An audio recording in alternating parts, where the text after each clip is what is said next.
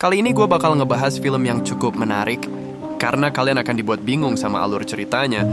Judulnya Vivarium yang dirilis 2020 film. Ini menceritakan sebuah perumahan yang penuh dengan misteri seperti yang dialami sama pasangan kekasih.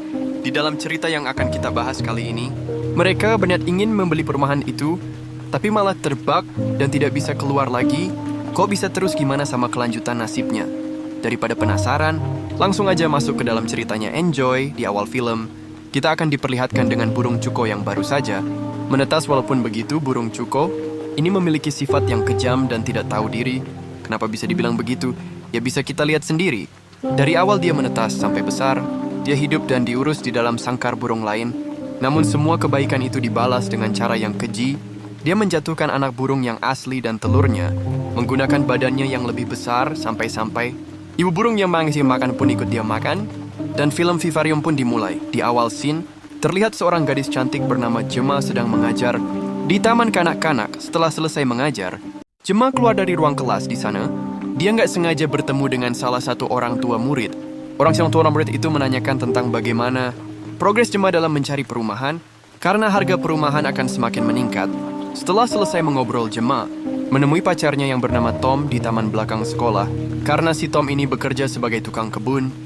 Pada hari itu mereka berdua berniat mencari perumahan untuk mereka tempati. Setelah mereka menikah, nanti sesampainya di Yondor, tempat agen perumahan, mereka bertemu dengan Martin, salah satu orang yang bertugas di sana. Saat Gemma dan Tom sedang melihat-lihat desain rumah, Martin menghampiri untuk meyakinkan mereka kalau perumahan ini sangat aman dan nyaman dalam segi apapun. Saat Gemma menanyakan lokasi perumahan Yondor, si Martin langsung mengajak mereka buat survei langsung.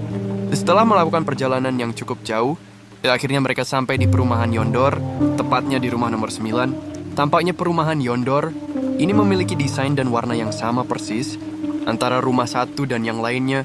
Singkat cerita, Martin menyuruh mereka masuk untuk melihat isi dari rumah nomor 9. Gemma dan Tom melihat sekeliling rumah itu, dan Martin menjelaskan semua yang ada di sana.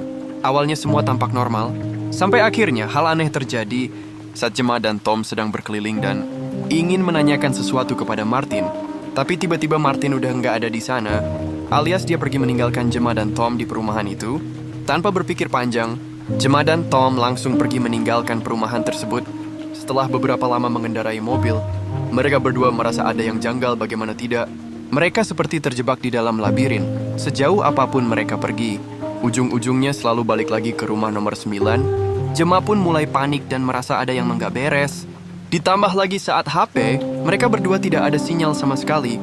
Dari siang hingga malam mereka hanya berputar-putar di perumahan yang seperti labirin itu, sampai akhirnya bensin mereka habis dan berhenti tepat di rumah nomor 9. Gemma berteriak berharap ada yang datang memberi bantuan, namun sayangnya di sana tidak ada orang lain selain mereka berdua. Setelah itu, Gemma mengajak Tom untuk masuk ke dalam rumah nomor 9. Di dalam sana mereka memakan dan dia meminum jamuan selamat datang yang sebelumnya ditawari oleh Martin. Keesokan paginya, Tom naik ke atas atap untuk melihat sekeliling perumahan. Ia betul pencari jalan keluar. Kemudian Martin mengajak Gemma untuk mengikuti arah matahari agar mereka berdua bisa keluar dari perumahan ini. Rintangan demi rintangan mereka berdua lewati dengan berjalan kaki. Sampai malam mereka sudah mulai kelelahan, sampai akhirnya mereka berada di rumah yang lampu dalamnya menyala. Awalnya Gemma dan Tom merasa senang. Engsi berharap bantuan datang dari sana, namun mereka dibuat kaget. Di dalam rumah itu ada sisa bekas Gemma dan Tom makan, yang berarti hasil perjalanan jauh mereka berdua sia-sia. Karena ujung-ujungnya balik lagi ke rumah nomor 9. Enggak hanya itu, tiba-tiba di depan rumah nomor 9 ada sebuah kardus yang lumayan besar, berisi kebutuhan sehari-hari. Di sisi lain, Tom sengaja membakar rumah nomor 9 supaya ada bantuan yang datang kalau melihat kumpulan asap tebal yang dihasilkan dari rumah itu. Lalu, mereka berdua duduk sambil melihat rumah nomor 9 terbakar, sampai akhirnya mereka tertidur di depan rumah itu. Paginya saat mereka terbangun dari tidur, Gemma dan Tom melihat di depan rumah nomor 9 ada kotak kardus misterius yang nggak tahu datangnya dari mana. Betapa kagetnya saat kardus itu dibuka.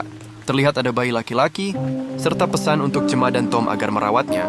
Nggak cuma itu, mereka juga kebingungan ketika melihat ke arah rumah nomor 9 yang kembali utuh, seperti tidak terjadi apa-apa. Merasa sudah banyak hal yang nggak beres, Gemma dan Tom menuliskan kata help di atas atap rumah nomor 9 dengan harapan bantuan akan datang kepada mereka. Beberapa waktu berlalu, bayi laki-laki yang sebelumnya mereka temukan sekarang sudah tumbuh besar.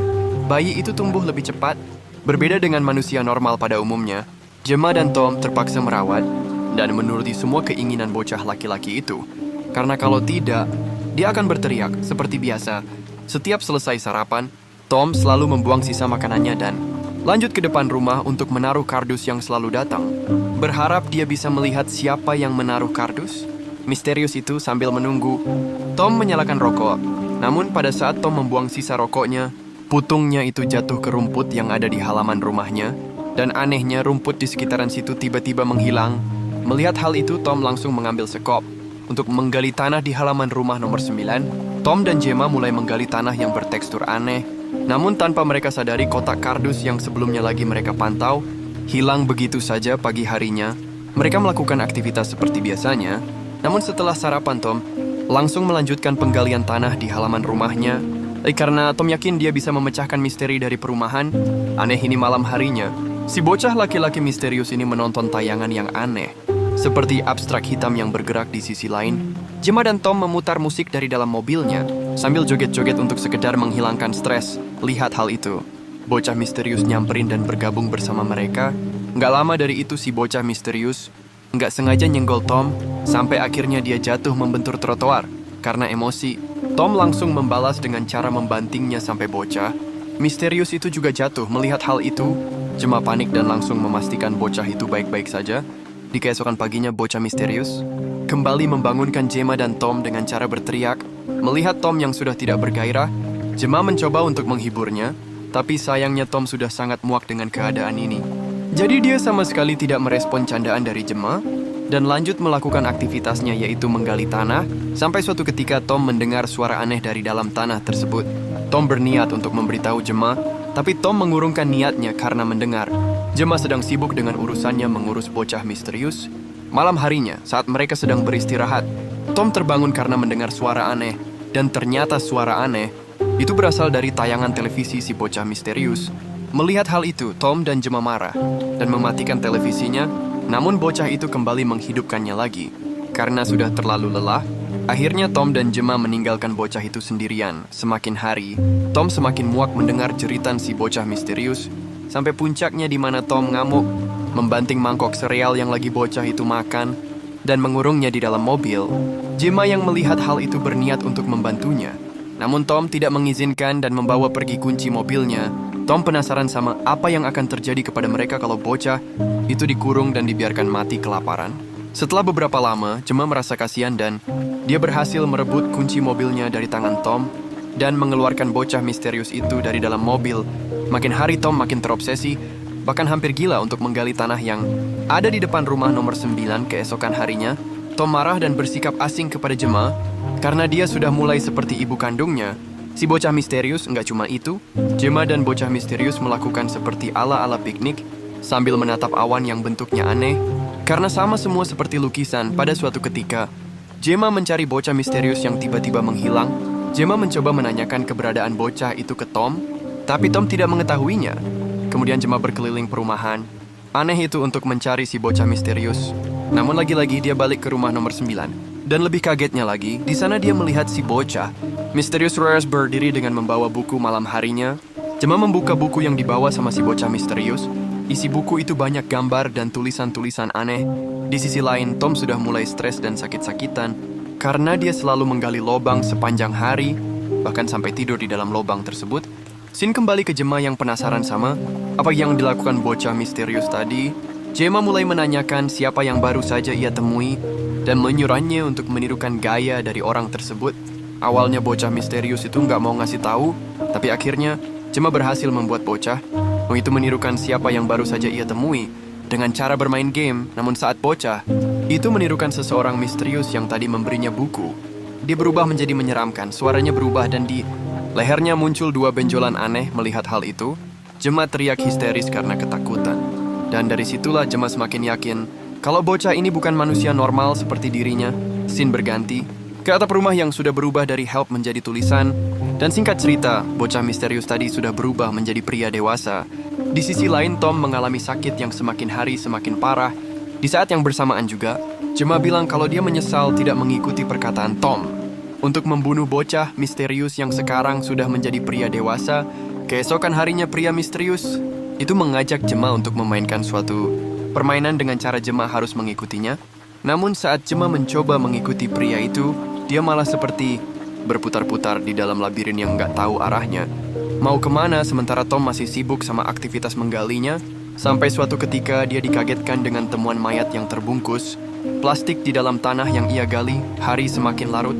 Gemma mencoba berteriak memanggil nama Tom, begitupun juga dengan Tom. Mereka saling saut-sautan sampai akhirnya mereka bertemu kembali di depan rumah nomor 9 dengan kondisi Tom yang sudah sangat memprihatinkan.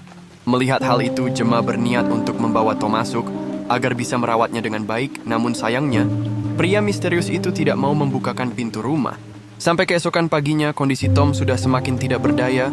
Gemma mencoba meminta bantuan ke pria misterius itu, tapi pria itu sama sekali tidak mendengarkan, malah pergi meninggalkan mereka berdua begitu saja. Sampai akhirnya malam tiba, Tom sudah tidak bernyawa lagi. Hal ini membuat Gemma sangat sedih dan tidur di atas badannya Tom yang sudah tak bernyawa. Setelah beberapa lama, pria misterius itu datang membawa kotak yang berisi plastik untuk membungkus mayatnya Tom dan membuangnya ke galian lubang yang selama ini Tom gali. Melihat hal itu, Gemma hanya bisa menangis pasrah. Keesokan harinya, Gemma memantau gerak-gerik si pria misterius, sampai akhirnya Gemma keluar dari mobil membawa alatnya Tom untuk menghajar si pria misterius. Seketika pria misterius itu kabur dengan cara yang aneh. Dia merangkak dan masuk ke dalam trotoar yang dia angkat. Gemma berusaha mengejarnya tapi malah masuk ke dimensi lain di sana. Dia diperlihatkan dengan adegan yang sama seperti dirinya, tapi terjadi ke orang lain sebelum dirinya, sampai akhirnya James seperti masuk ke dalam lantai, lalu melewati dimensi-dimensi lain, hingga kembali ke rumah nomor 9 pada scene ini. Gemma sudah semakin gila sama apa yang dia alami. Keadaan dia pun memburuk, sampai akhirnya Gemma ikut menghembuskan nafas terakhirnya. Lihat hal itu, si pria misterius langsung membungkusnya menggunakan plastik, dalam menyisupkan ke dalam galian yang sama dengan Tom. Setelah itu, si pria misterius menimbun mayat mereka berdua dan meratakan kembali tanah yang ada di halaman depan rumah nomor 9. Tiba-tiba rumput yang ada di sana kembali seperti semula, seperti tidak pernah terjadi apapun. Setelah semuanya selesai, pria misterius itu pergi meninggalkan perumahan Yondor yang gila, menuju ke kantor agen perumahan. Sesampainya di sana, dia bertemu dengan Martin, yang pada awal scene, dia yang membawa Gemma dan Tom ke perumahan aneh itu. Di sana Martin terlihat sudah tua dan tidak berdaya. Alhasil pria misterius itu membungkus Martin menggunakan plastik dan menaruhnya di dalam lemari. Kini pria misterius itu melanjutkan tugasnya Martin untuk mencari korban selanjutnya. Dan film Vivarium pun selesai. Wah, nggak kerasa udah selesai aja nih cerita. Menurut gua filmnya seru abis sih. Bikin kita mikir, kok semua ini bisa terjadi karena nggak masuk di akal. Pria misterius ini juga memiliki sifat yang keji dan tak tahu diri. Semangatnya burung cukup pada awal scene. Tapi gimana nih menurut kalian? Di komen ya. Terima kasih sudah menonton. Jangan lupa like, komen, dan subscribe. Sampai ketemu di cerita film selanjutnya.